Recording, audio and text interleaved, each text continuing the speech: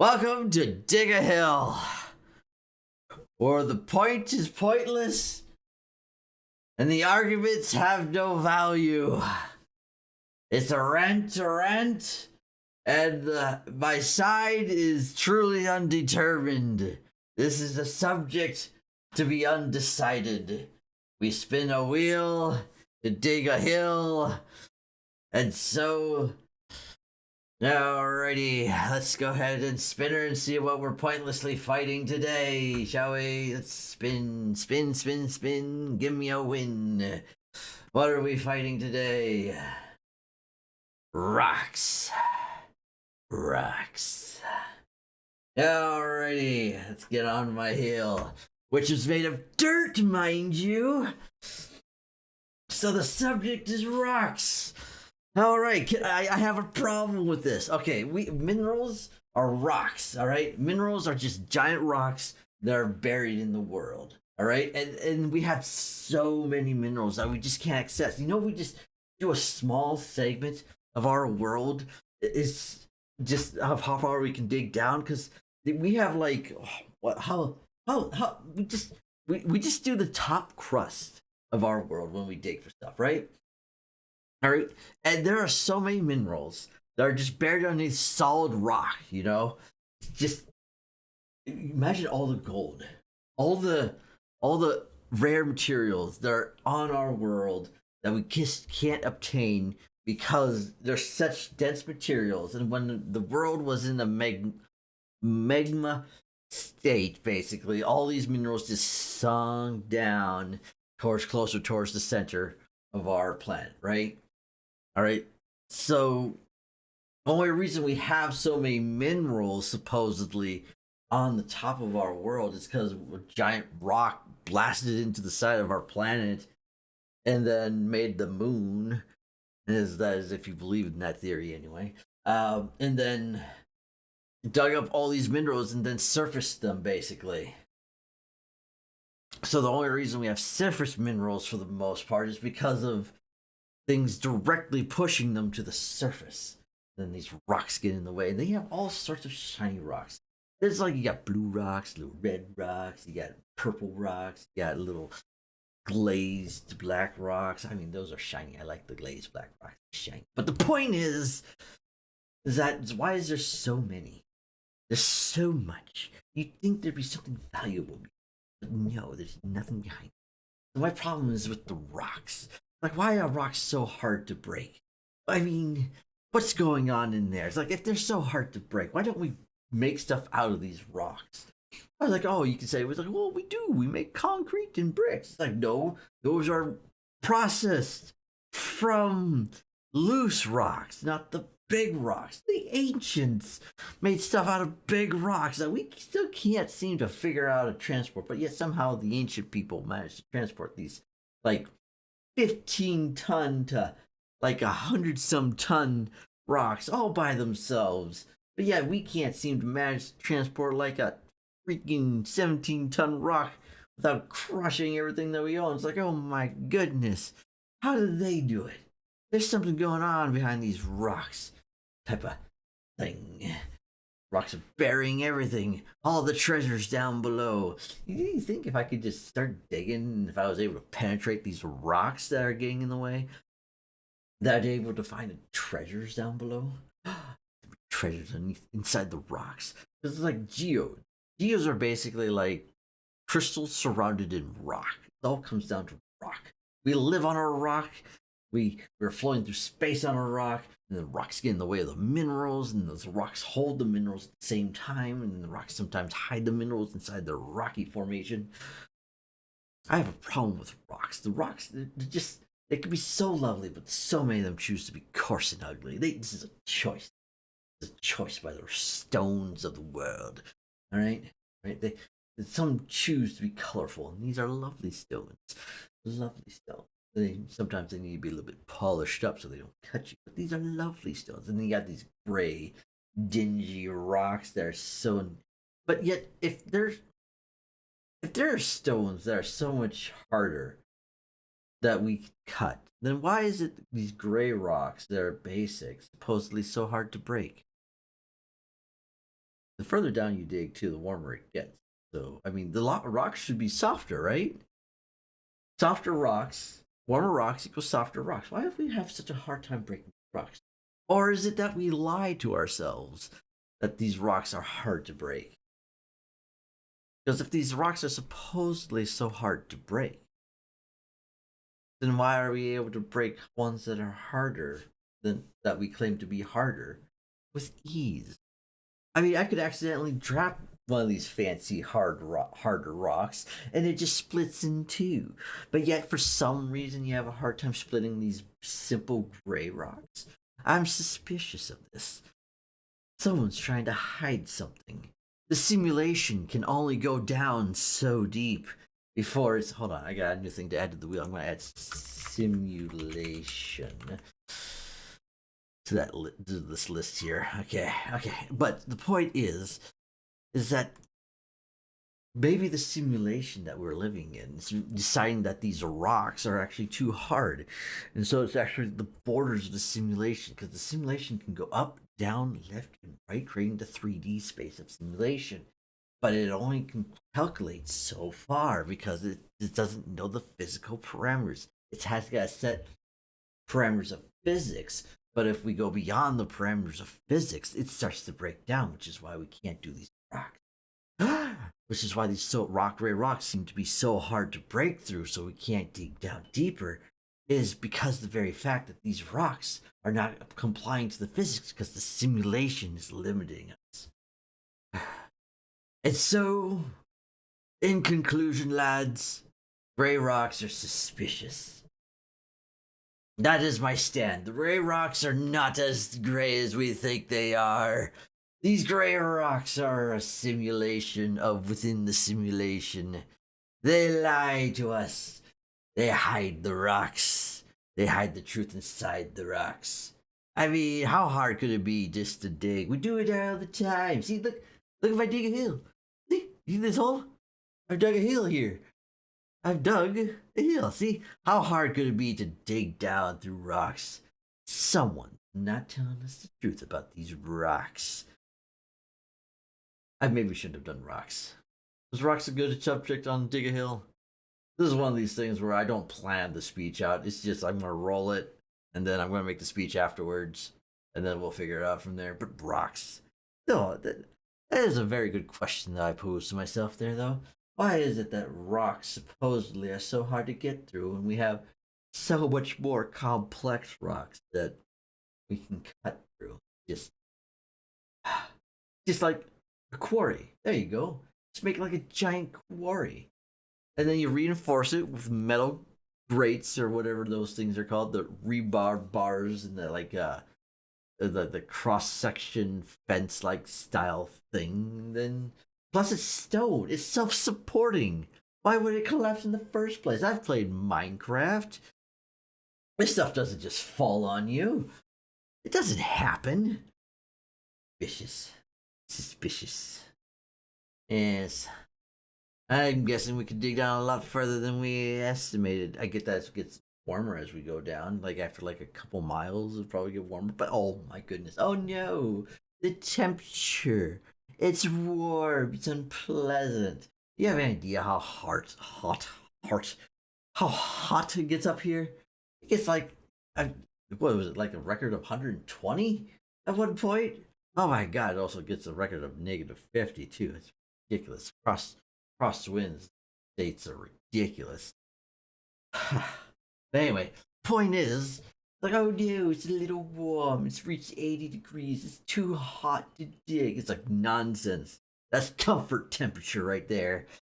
Anyway, I don't know. These rocks. I think there's a whole nother system behind them that people aren't acknowledging, or they're just trying to hide something. It's like, oh, it's just too much work. It's like, is it though? Is it? Just get a little cutty thingy and a little drill thingy and just cut through it and you're good. Don't get what's so hard about that.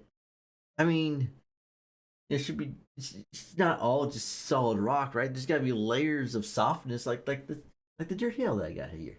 There's got to be layers of softness between the rocks, right? Not like it's just one giant solid one big hole, one rock. I pick up rocks all the time. So there's something going on. All right, all right, okay. Let's do a new subject now. Let's go ahead and alrighty. All right, next item to dig a heel about. Remember, rocks. Are they really as hard as we think they are? I'm thinking no. All right, let's spin the wheel. All right. Ah, oh, look at that. Earth and water. Of course. Of course. Okay. I really couldn't think of subjects to put on this list, and I need people to help me put subjects on the list. That isn't gonna end my life here. Anyway, just random things to rant about. Anyway, let's go back to our hill. Okay. Water. Water. All right. There's a giant blue ocean out there. All right. It's a danger to us all. It's where life supposedly would start, but that's also where it's going to end too. We are controlled by the water. We drink water. We are water. We need the water, but the water knows this. The water is aware, all right? And most of our world is covered in this water, right? All right? And the ocean's so vast and deep. We haven't. There's so much we haven't explored in it. It's hiding so many secrets.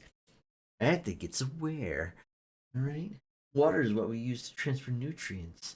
What if the water is the transference of our world? Because the world is a cell. Oh my god. What a concept. But no, this is great. No, we're gonna be talking about that big blue ocean out there. That ocean out there that has basically it is the source of pure survivability out there. You got fish eating fish, of eating fish of the same kind, different kind. Just sometimes they just eat things just to eat things. It's not even about they need things inside that water. What is that water doing to their set? Wait, when you drink seawater, you get the badness, right? What if all the fish are crazy? What if fish are just crazy? What if fish are all just insane? And there are some mammals out there like the blue whale and the dolphin, which I'm sure tastes delicious. I've never had it, but but there are. What if the water drives all life in the water insane? Because if we drink it, we go insane. I get that they have gills, so they filter things out, and that's how they breathe and they get their oxygen. But it's also how they get their water, isn't it? It's how they also drink the water, right? I mean, they're in the water. They have to drink the water because they need to stay hydrated. Because the water just, unless it's got osmosis, sci-fi alien thing going on there, and then the water also contains things that are just. Let's be honest. The water just has things that are alien. Take the grand and wondrous octopus, for example. Something that is unrelated to anything in the rest of the world, yet the water has it. The water does experiments on you. It decides to put things together. As long as there's water, you can't trust it. But yet you need it to survive. So you have to take it in. Like this glass. This glass of mine. Which is empty of water. Empty of water. I need to drink it, but it is slowly driving me mad. Drinking it, one would say no, but at the same time, drink the ocean water drives you mad. Why wouldn't regular water, when you drink it, it's all water, it's all madness. The ocean is covered in creatures that'll gulp you whole. I mean, it's like, oh, I'm not really hungry, but I think I could eat. And then, oh, look at this new thing. Meow. It's a problem. Sharks. Terrifying. But supposedly, sharks have less incidents, supposedly, than dolphin, if it's incidents even. Like, it's crazy. Insane. But the point is, there are big fish out there. And we don't even know all the big fish out there. What about Nessie? What about the Loch Ness? What about, the big fish like mouth thing that can swallow a person whole thing. You know, I can't remember the lore of what lore was behind it, right? The ocean harbors danger, all right? And it's uncontained. It does whatever it wants, and there's nothing we could do about it. It's a destructive force. It's a living force. It decides. It floods entire cities. It takes down river. It takes over a river. The river takes down cities and towns. Water destroys. Water renews. Water is everything. But at the same time, we can't have a power that's stronger than us and not have it contained. I revolt against the water. Water needs to be contained. It must be regulated. It must be under our control. It falls from the sky on its own free will. It drowns the fish inside of it. It pulls things under, it pushes things. How can there be currents in the water? Like little tunnel currents in the water. It's insane. It's just water. How is it aware enough to have a circulatory system? It makes no sense. Jet streams? How do you get jet streams? Don't tell me this is hot and cold nonsense. Yet because those jet streams seem to be very funnel-like. I've seen, what's the movie? It's like this one with the fishes and the turtle and the dude. You know, Finding Nemo, that's the one. There we go. And Finding Nemo, I've watched Finding Nemo. Those jet streams, those are like circulatory systems. The ocean's just one living being just laughing at our misery. All right? It's alive, it's sentient, and we try to drink it. We're like the mosquitoes to it. But we must rise up above it and contain the ocean. The ocean is very aware. And all oceans are connected. Did you know that? We name them different segments, but it was just like body parts. That ocean, the Atlantic Ocean, that's the body part. The Arctic Ocean, that's the head maybe. You know, and then you have the Pacific Ocean, that's the lower body maybe. I don't know. I don't. Well, we look at things left to right and up and down, so it's hard to really picture how the planet would picture itself. You know, it's like it's just a round. It's a round organism, round or living organism. The water, we can't control it. We need more capabilities to control the water. The water is thy enemy. The water is what destroys us and creates us and bounds us. Water breaks when life comes out. It's all there. Why? So the ocean is a very example of creating new life. Because water breaks, life comes out after water breaks, and then you have newborn creature after water break. And an egg. It's mostly water, but with a creature contained in it. Water controls us all. Are you ready to fight against the water? Are you willing to rise against the water? Say, no, I will not be controlled by you anymore. I have the control now. I don't get controlled by water. I control the water. We must become waterbenders. My friends, my viewers, myself. I'm viewing myself. Okay, anyway, but we must become waterbenders. And then finally, maybe then we will finally have control over the water. The water is what we must control, lest we have it control us. But we are already under its control, which is why we must fight back. Fight back, lads! Fight back! Let not the water control your universe. Let you control the universe of that is the water. And space could be just that, a fluid motion within space. So if you learn to control the water planet side, you can learn to control the water in space. Because the emptiness of space is just a fluid, let's be honest. Just a fluid of air or particles. Because that empty space ain't empty. We say it's empty space, but it's really not empty. There's stuff. Oh, just a fluid. Which is why when you step out of it, you freeze because it's very cold fluid. Yeah. I mean, if it wasn't a fluid, how else do you freeze out there in space? But that's not important. All right. Water. You must control it before it decides to finally decide to take us out. Take control of water before it decides to take control of you. Fight the water. Fight the power.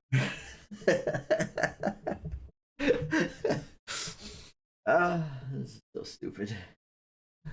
It's so stupid. Welcome to Dig a Hill. Alright, dig a hill here. Alrighty. Where the points are pointless and the stands are cannot stand the standings. Dig a hill. Ah, jeez. Wait a minute.